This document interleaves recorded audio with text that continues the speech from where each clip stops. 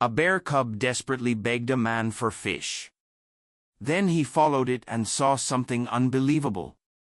The mist hung low over the lake, a gossamer veil that softened the rugged Montana wilderness into something almost dreamlike. Walter Green stood at the water's edge, his weathered hands working the fishing rod with practiced precision. At 73, his frame remained sturdy, hardened by decades as a forest ranger in these remote mountains. Deep creases lined his face like the topographical maps he once studied, each wrinkle telling stories of wilderness trails, winter storms, and solitary nights. He wasn't fishing for trout, though the lake teemed with them. The casting was a ritual of meditation that began each day as the sun crept over the eastern ridge. Cast, retrieve, repeat, the rhythm soothed him, creating order in a world that had once collapsed around him. The soft splash of the lure hitting water, the gentle resistance of the line. These small sensations anchored him to the present when memories threatened to drag him backward. Walter's cabin sat 100 yards back from the shoreline, a sturdy structure of rough-hewn logs and river stone that he'd built with his own hands after retirement. Inside was Spartan, a wood stove, a bed, shelves of books, and a few photographs he couldn't bring himself to put away. The nearest town was 23 miles down a winding dirt road that became impassable when winter snows came, just how he wanted it. Morning, he murmured to no one, his voice rusty from disuse. Sometimes he went weeks without speaking to another soul, his conversations limited to brief exchanges at the general store when he made his monthly supply run. The solitude suited him. People asked too many questions, offered too much sympathy, expected too many words. The morning light strengthened, burning away patches of mist. Walter was about to reel in his line when movement at the forest's edge caught his attention. He froze, rod suspended mid-action. Years in the backcountry had taught him to recognize the shifting patterns of wildlife, to distinguish between the harmless and the potentially dangerous. A small brown form emerged from between the pines, a bear cub, its fur darkened and matted from water. Walter immediately scanned the surroundings for the mother. A lone cub meant trouble nearby, usually in the form of several 100 pounds of protective maternal instinct. But no adult bear appeared. The cub stood at the edge of the clearing, regarding Walter with dark eyes that held none of the skittishness he would expect. Not aggression either, which was equally concerning, just a steady, almost deliberate gaze that stirred something in Walter's memory. "Well now," he said softly, slowly reeling in his line. "Where's your mama, little one?" The cub didn't move, didn't startle at the sound of his voice.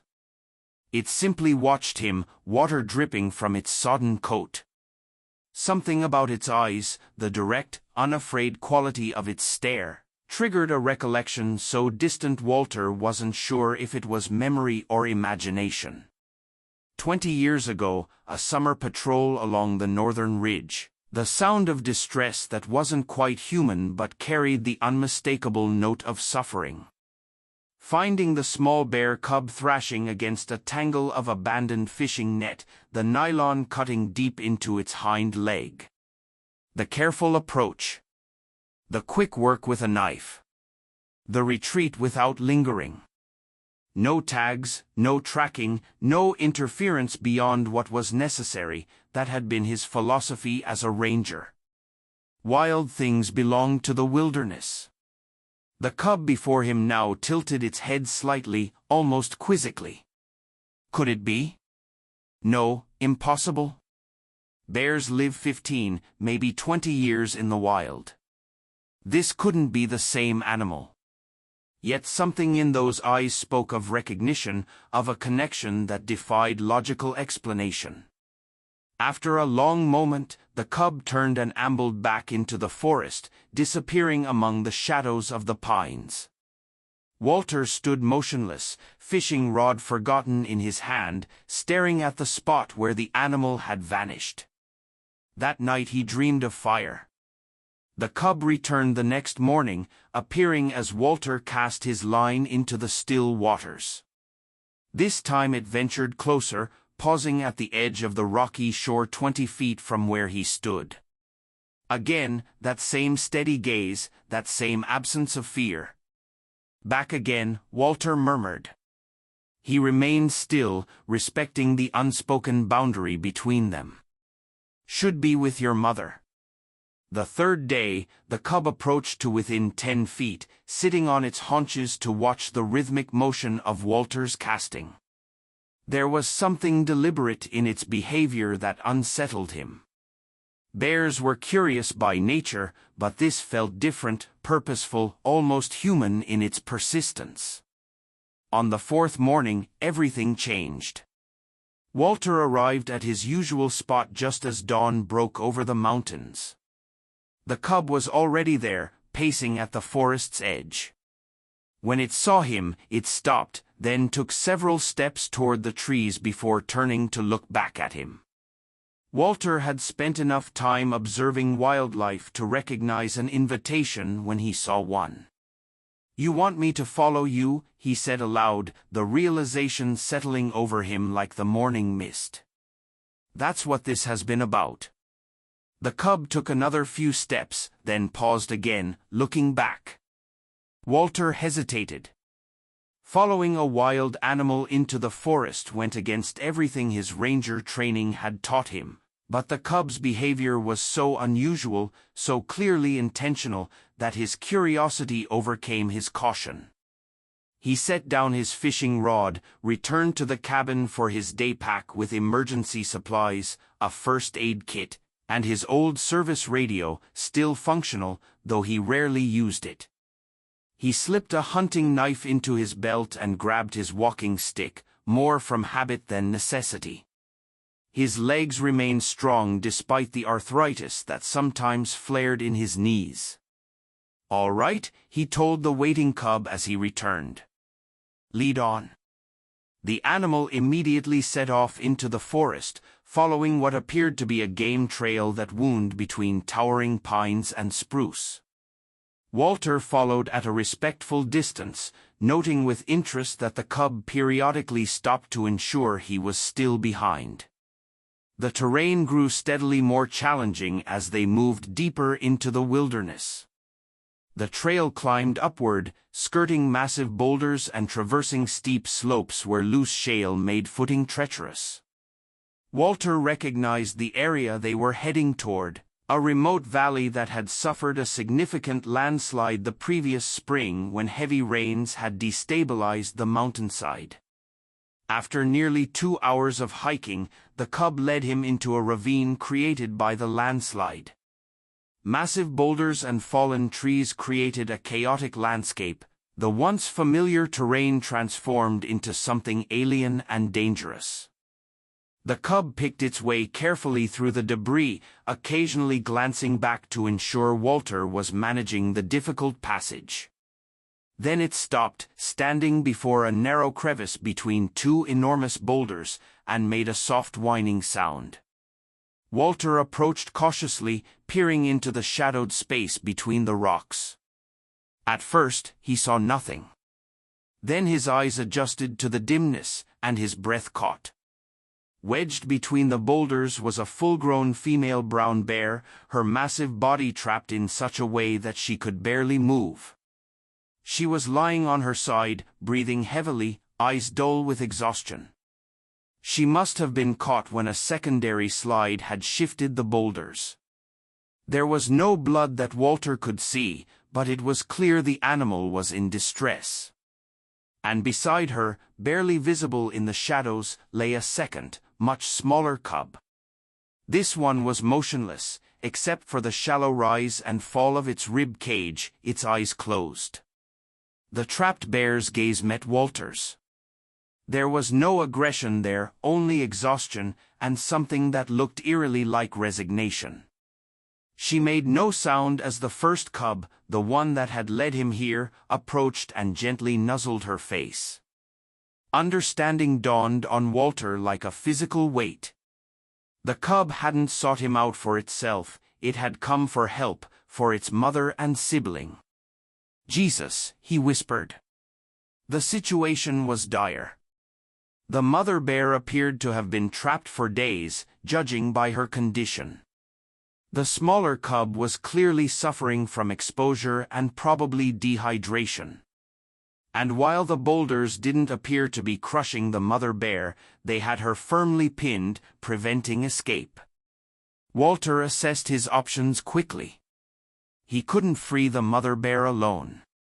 The boulders were too massive, and even if he could move them, a frightened or injured bear was unpredictable and dangerous. The smaller cub, however, might be saved if he acted quickly. He made his decision. Keying his radio, he contacted the regional wildlife center, explaining the situation in factual terms. They promised to dispatch a rescue team immediately but warned it would take several hours to reach such a remote location. "The younger cub won't last that long," Walter told them. "I'm bringing it in." Ignoring their protests about safety protocols, he switched off the radio and approached the crevice. The mother bear watched him but made no aggressive move as he carefully reached past her to lift the smaller cub. The tiny body was alarmingly light, its fur matted with mud and debris. A quick examination revealed no obvious injuries, but one hind leg hung at an unnatural angle, likely broken. Walter removed his flannel shirt, wrapping it gently around the cub to provide warmth. He tucked the small bundle inside his jacket against his chest, using his body heat to combat the hypothermia that threatened the young animal's life. "I'll be back," he told the mother bear, feeling slightly foolish for speaking to her as if she could understand. Yet something in her eyes, a flicker of awareness, made him continue. "I'm taking your little one to get help. Then we'll come back for you." He turned to the first cub, half expecting it to remain with its mother. To his surprise, it fell into step beside him as he began the difficult journey back through the ravine. The cub matched his pace, occasionally looking up at him as if to ensure he was caring properly for its sibling. "You're a strange one," Walter told it as they navigated a particularly treacherous section of fallen timber. "Smart, though. I'll give you that." The return journey was grueling. What had taken 2 hours on the way in now stretched to nearly 3, as Walter had to pick his way carefully to avoid jostling the injured cub. His knees protested the strain, and his breath came in ragged gasps as they descended the steeper sections. But the weight against his chest, the small, vulnerable life depending on him, drove him forward. The older cub never left his side, moving like a silent shadow through the forest.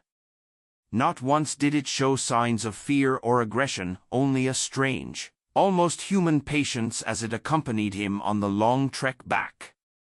When they finally emerged from the forest near Walter's cabin, a wildlife rescue vehicle was already waiting, alerted by his radio call. 2 young veterinarians rushed forward as they spotted him, their faces registering surprise at the sight of the second cub walking calmly beside him. "She's hypothermic," Walter said without preamble, carefully transferring the bundled cub to their waiting arms. "Broken leg, I think. Been trapped with the mother for days, best I can tell." "And this one?" one of the vets asked, gesturing cautiously toward the cub at Walter's side. "This one found me," Walter replied simply. "Led me to them." The veterinarians exchanged skeptical glances but knew better than to argue with the former ranger. They focused on the injured cub, quickly moving it into their heated vehicle and beginning emergency treatment. "We need to get her to the center immediately," the female vet told him after a brief examination. She's severely dehydrated and hypothermic, but I think she'll make it if we move fast. What about the mother? Trapped between boulders.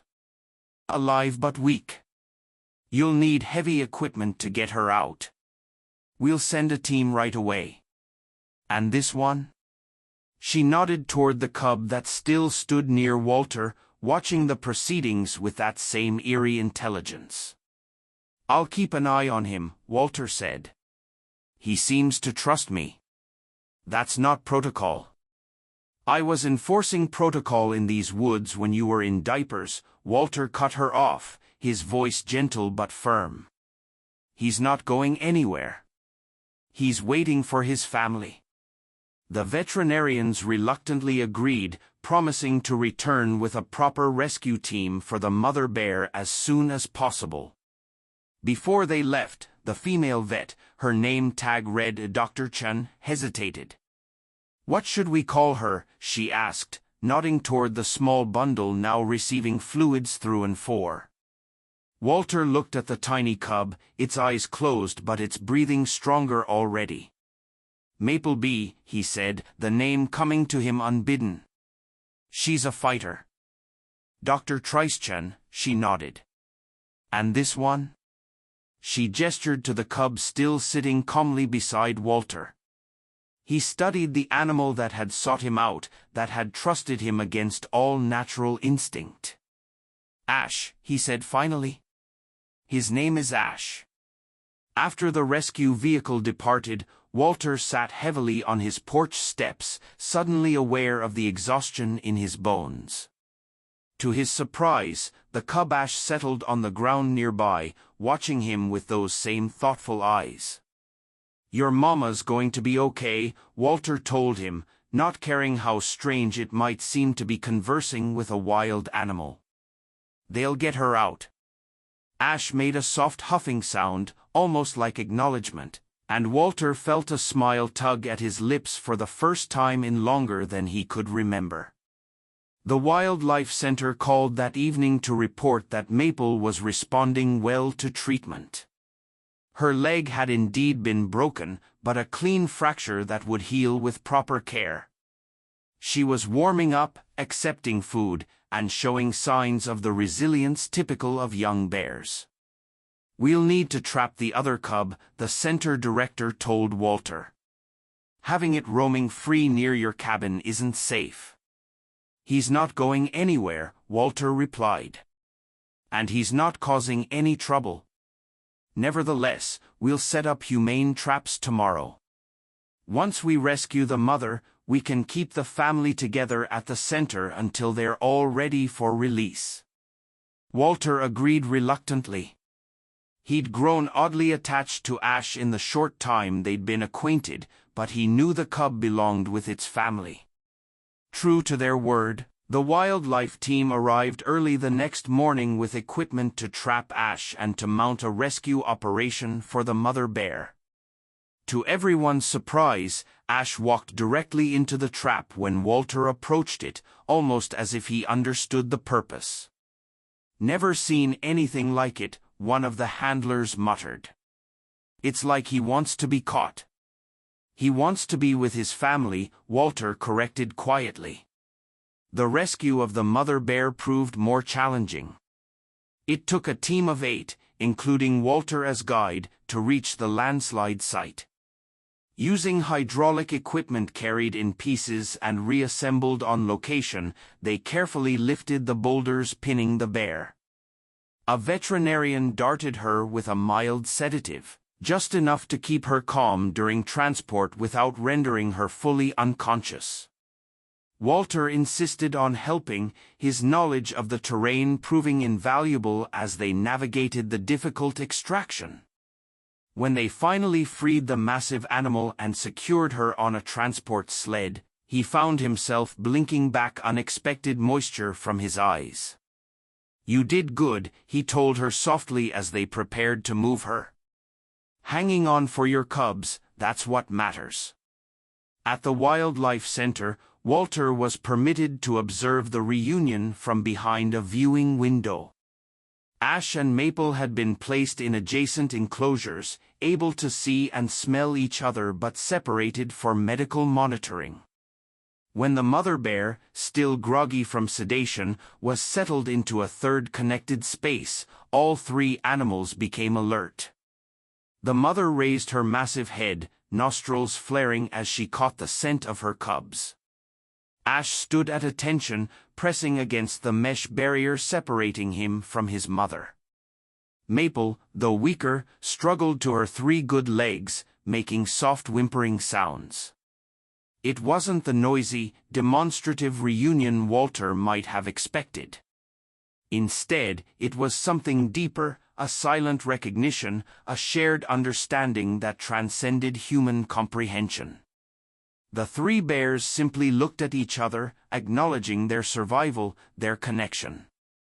"Remarkable family bond," Dr. Chen commented, standing beside Walter at the window.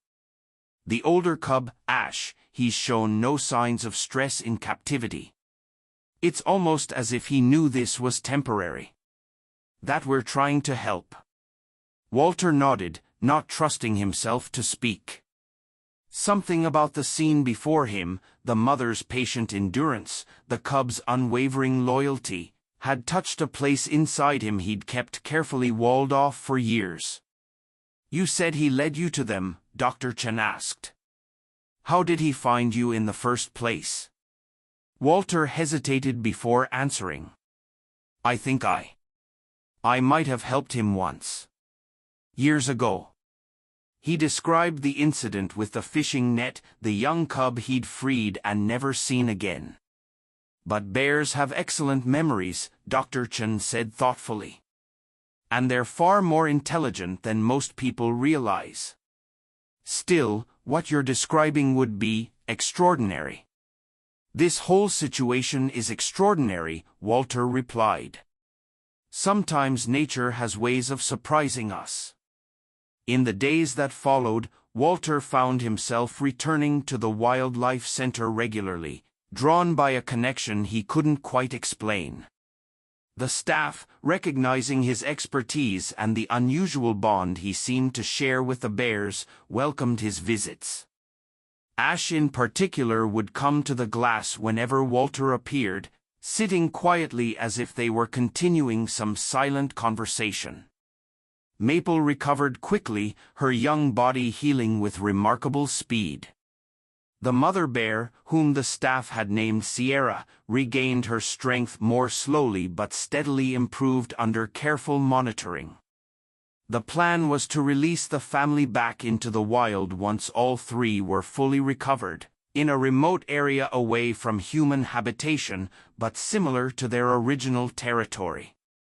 During his third visit, Dr. Chen approached Walter with a troubled expression. "There's been another landslide," she told him, "near where you found them.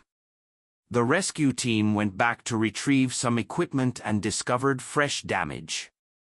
They think there might be more instability in that whole section." Walter felt a chill that had nothing to do with the center's air conditioning. "Where exactly?" The coordinates she gave him matched his worst fears, directly over the area where Sierra had been trapped. Had they delayed the rescue even by a day, she would likely have been buried completely. Without a word to anyone, Walter drove back to his cabin, packed emergency gear, and hiked out to the landslide site. The fresh damage was immediately apparent. Tons of earth and rock had collapsed, filling the crevice where the bears had been trapped and spreading across the ravine floor. He spent hours carefully examining the area, searching for signs of any other animals that might have been caught in the secondary slide. As dusk approached, bringing with it the threat of mountain predators, Walter reluctantly turned back. The hike was harder now, his body reminding him of his age with each step. Halfway back to the cabin, his right knee, the one that had taken the brunt of an old injury decades ago, gave out completely. He stumbled, pitching forward on the steep trail. The fall wasn't dramatic, but the landing was bad, his ankle twisting beneath him as he tried to catch himself. Pain shot up his leg, bright and immediate. Walter sat up, cursing steadily under his breath as he assessed the damage. Not broken, he decided after careful prodding, but a severe sprain. He wouldn't be walking out unassisted.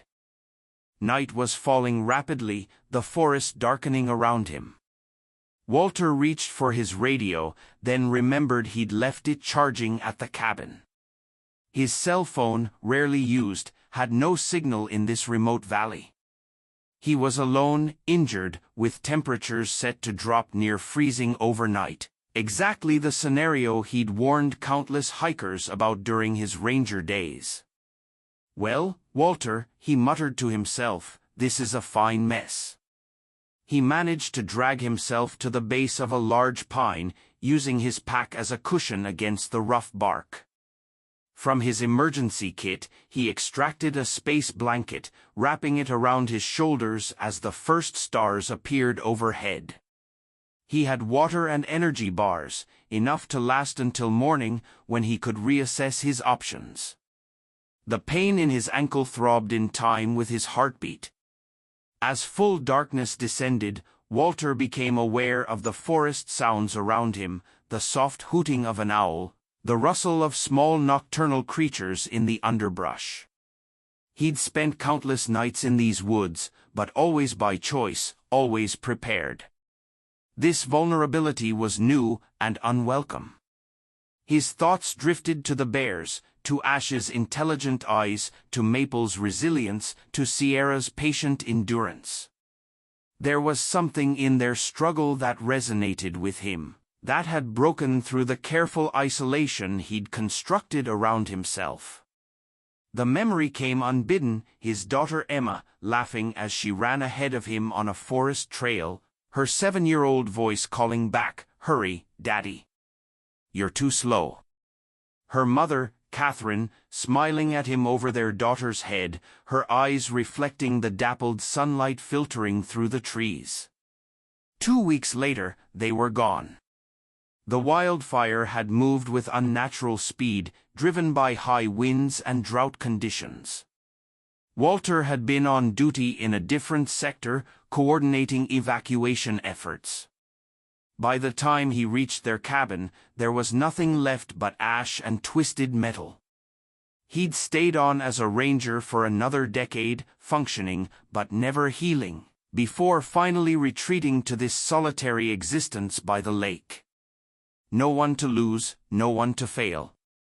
Just the quiet rhythm of days, the casting of a line into still waters, not to catch fish, but to find some semblance of peace among the gammon. A sound pulled him from his memories, a soft shuffling in the darkness beyond his limited vision. Walter tensed, reaching for his knife. In these mountains, the night belonged to predators. A shape materialized from the shadows, low to the ground, moving deliberately. Walter's hand froze on the knife handle as recognition dawned. "Ash," he whispered incredulously. The bear cub, somehow escaped from the wildlife center, approached without hesitation, coming to sit beside Walter as naturally as if they had arranged this meeting. In the dim starlight, Walter could make out the distinctive white patch on the animal's chest that had earned him his name. "How did you?" Walter began, then stopped. Questions seemed pointless in the face of this impossible reunion. "You shouldn't be here, buddy. You should be with your family." Ash made a soft huffing sound, then settled more comfortably against the tree trunk, his warm body pressing against Walter's. The message seemed clear, he wasn't going anywhere. Walter felt something crack open in him, some final barrier giving way. He reached out slowly, placing his hand on the cub's broad head. Ash didn't flinch, didn't growl, just accepted the touch as if it were the most natural thing in the world. "Thank you," Walter whispered, his voice rough with emotion. "For finding me." They sat together through the long, cold night, man and bear, an alliance as ancient as humanity itself. When dawn broke, painting the eastern sky with streaks of gold and rose, Walter found that the pain in his ankle had receded to a dull ache. He could walk, albeit with difficulty. Ash led the way back, moving slowly to accommodate Walter's limping gait. When they reached the cabin, a wildlife center vehicle was already parked in the clearing, Dr. Chen pacing anxiously beside it. "Walter," she called, rushing forward. "Thank God, we've been searching since dawn. Ash escaped somehow last night, and when we couldn't reach you by phone." She stopped abruptly, staring at the bear cub walking calmly beside him. "He found you again," Walter said simply. The weeks that followed brought healing, for the bears and for Walter. His sprained ankle recovered quickly under Dr. Chen's insistence on proper medical care.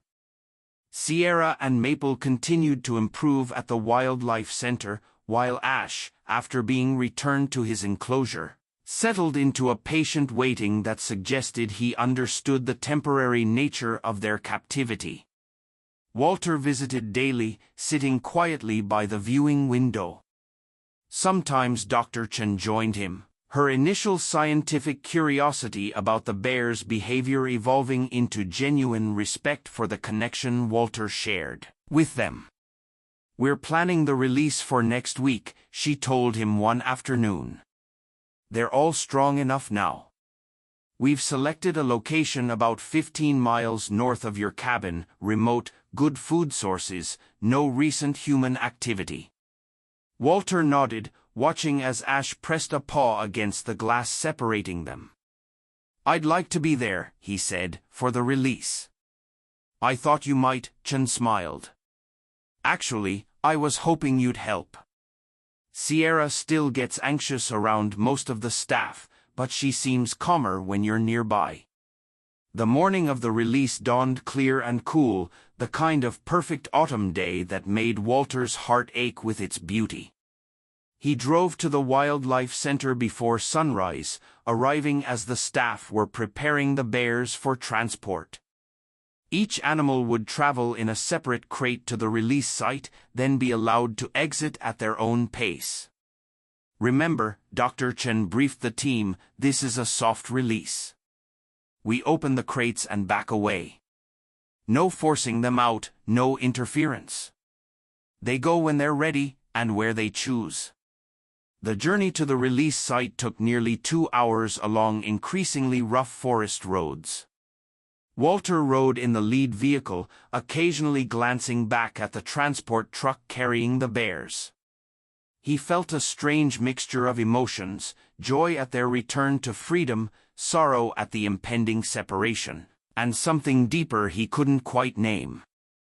The chosen site was a small clearing beside a stream, surrounded by dense forest that would provide immediate cover. The team worked efficiently, positioning the 3 crates in a rough triangle, doors facing inward so the bears could see each other when released. "Whenever you're ready," Dr. Chen told Walter, handing him the remote that would simultaneously unlock all 3 crate doors. The team retreated to a respectful distance, cameras ready to document the release for research purposes. Walter remained slightly closer, standing still and silent as he pressed the button. The hydraulic mechanisms hummed softly as the doors swung open. For several long moments, nothing happened. Then Maple appeared at the entrance to her crate, her once injured leg now fully healed. She sniffed the air cautiously, taking in the sense of the forest around them. Sierra emerged next, her massive form filling the doorway of the largest crate. She immediately looked for her cubs, making a soft chuffing sound when she spotted Maple. The younger cub bounded toward her mother, the 2 touching noses in greeting. Ash was the last to appear, moving with deliberate calm. He joined his mother and sister, the family reunited at last in freedom. The 3 bears stood together for a moment, oriented toward the dense forest beyond the clearing. Then, to everyone's surprise, Ash turned back. He looked directly at Walter, his gaze unwavering. Slowly, deliberately, the young bear walked toward the human who had twice been part of his salvation. The wildlife team tensed, cameras forgotten as they watched this unprecedented behavior. Dr. Chen made a small movement as if to intervene, but Walter raised a hand, stopping her. Ash approached to within 10 feet of Walter, then stopped. Man and bear regarded each other in silence. Walter saw in those dark eyes the same intelligence, the same connection that had drawn him into the forest days ago. Without conscious thought, he raised his hand in a gesture that was part greeting, part farewell. Ash rose briefly onto his hind legs, not threatening, but as if to see Walter more clearly, to commit him to memory. Then he dropped back to all fours, turned, and rejoined his family. Together, the three bears moved into the forest, Sierra leading, Maple close behind, and Ash bringing up the rear. At the edge of the trees, Ash paused one final time, looking back at Walter. Then he was gone, swallowed by the shadows beneath the pines. "I've never seen anything like that," Dr. Chen said softly, coming to stand beside Walter. It was almost like he was saying goodbye. "Thank you," Walter replied, his voice rough. "Sometimes they're the same thing." A year passed.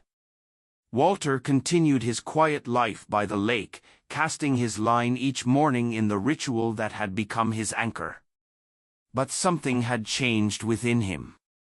The silence that had once been a barrier became permeable, allowing memories to surface without the accompanying pain that had kept them submerged for so long. He began writing again, journal entries at first, then longer pieces about his years in the wilderness. He found himself describing Emma's laugh, Catherine's smile, without the crushing grief that had once accompanied their memory. The bears had somehow shown him that survival wasn't about forgetting, but about carrying on despite the weight. In early spring, Walter hiked back to the release site, drawn by a need he couldn't articulate. He didn't expect to find the bears; they would have established territory elsewhere, following the rhythms of their wild existence. This journey was for himself, a pilgrimage of sorts. The forest was awakening from winter dormancy, new growth pushing through the soil, buds swelling on tree branches. Walter moved slowly, savoring the familiar sensations of the wilderness, the give of soft earth beneath his boots, the filtered sunlight warming his face, the chorus of birdsong overhead. Near the stream where the bears had been released, Walter paused. Something caught his eye, marks on a large pine tree at the clearing's edge. Moving closer, he examined the trunk, his breath catching as he recognized the distinctive pattern of bear claw marks. Fresh ones, not weathered by winter storms. These weren't random scratches. Bears marked trees to establish territory, to communicate with others of their kind. This tree stood like a sentinel at the boundary between wilderness and the path that led back toward human habitation, toward Walter's cabin by the lake. He placed his palm against the marks, feeling the rough texture where claws had scored the bark. Not a threat display, these were too methodical, too precisely placed. This was something else. A message, perhaps, or a memory made tangible. Walter smiled, the expression coming more easily now than it had in years. He understood what he was seeing, a quiet acknowledgement that he had once existed in their world, and they in his. That some connections, once formed, remain even when paths diverge. He didn't need to see the bears to know they were thriving. The marks told him everything, that they remembered, that they had claimed this place as their own, that life continued its ruthless cycle of renewal. As Walter turned to begin the long hike back to his cabin, a sense of completion settled over him. Some things weren't meant to be held on to, but returned to where they truly belonged, the bears to their forest, and himself to the world of the living, carrying his memories not as wounds but as treasures. Sometimes, what saves a man is not what he gives to nature, but the trust nature gives back to him. In helping the bears find their way home, Walter had finally found his own.